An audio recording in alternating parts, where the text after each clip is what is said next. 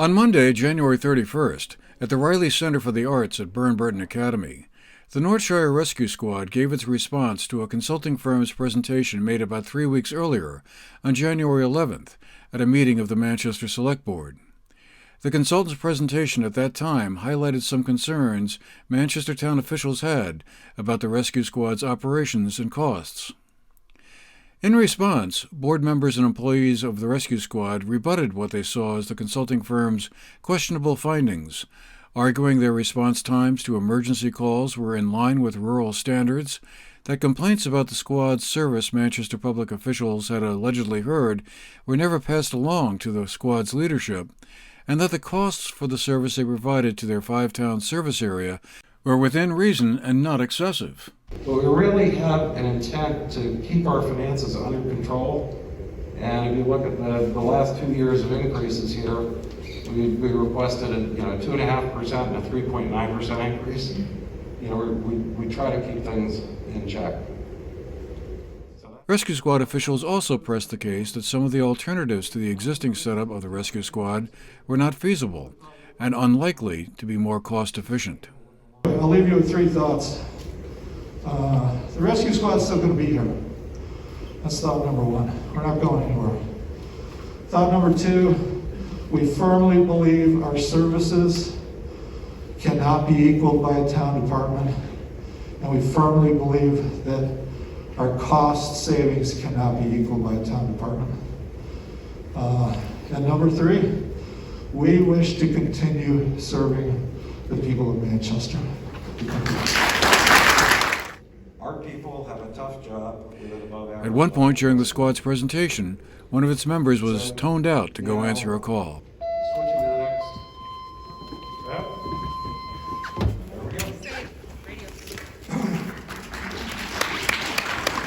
After the Rescue Squad's series of speakers addressed the issues initially raised by MRI, the New Hampshire-based consulting firm that made the initial presentation on January 11th, it was the turn of the audience, both those attending in person at the Riley Center and the digital audience watching remotely, to weigh in. Their comments were universally in praise and in support of the Rescue Squad. I was not able to attend the Zoom call, the live Zoom call of the Manchester Select Board. I believe that was on January 11th, but I did listen to the entirety of the presentation by the consultant at that time. And I would certainly encourage everybody to take a good look at that presentation. The presentation this evening has a very politically polite response to that presentation. I thought that presentation had so many flaws in it that it was hard to even describe. I think their cost structure that they think that they can pull this off for is absurdly low.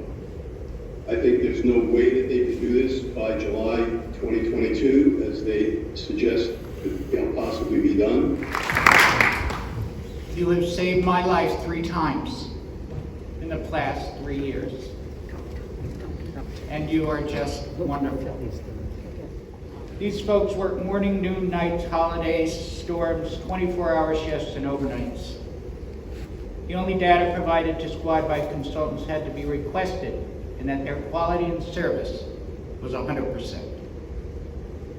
What in God's name are we doing messing with it? That's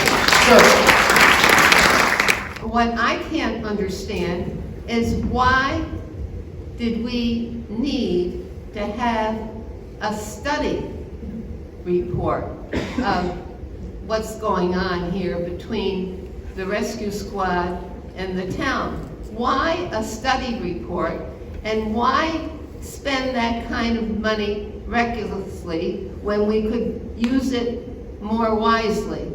I just don't get it. I would beg the town of Manchester to leave well enough alone. Sign that damn contract. Leave well enough alone. Thank you. A common theme of the evening was communication.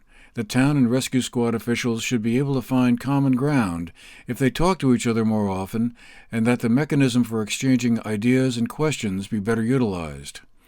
The issue was not the quality of the medical service, The issue is a failure of communication, the squad What maintained. the concern seems to be, or what the failure is, perhaps on all sides, is a failure to communicate.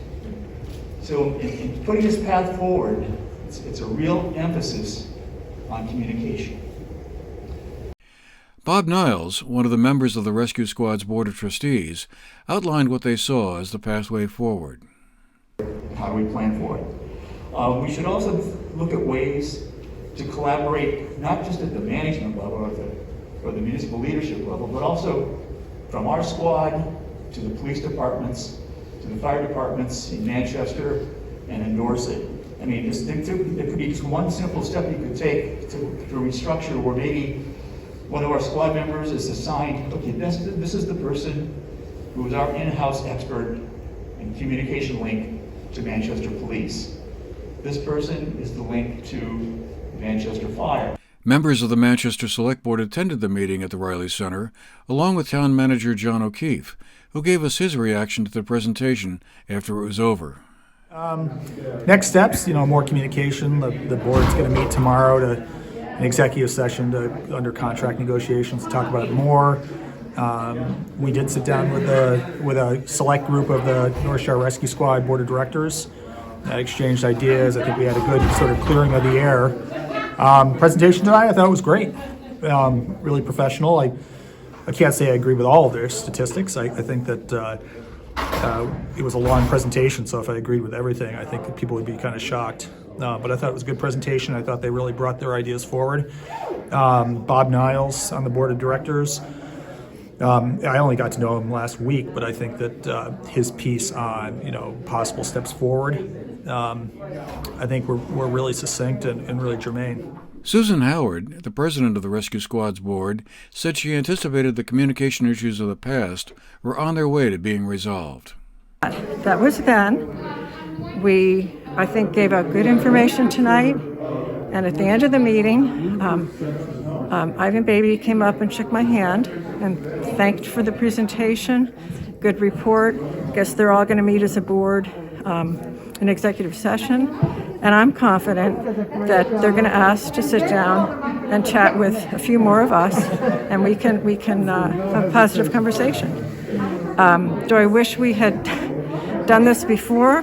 I think everybody does, but that doesn't matter anymore. We're going to move forward, and I hope tonight that people saw we didn't come here to bash anybody.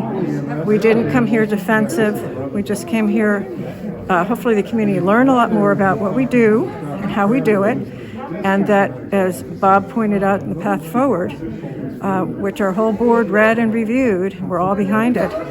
Let's just communicate, talk, and move past this, because this needs to be squared away soon. It's not healthy to have this linger over 5 communities for a long time. That's just so, but I'm confident that we'll be having some talks with them very soon.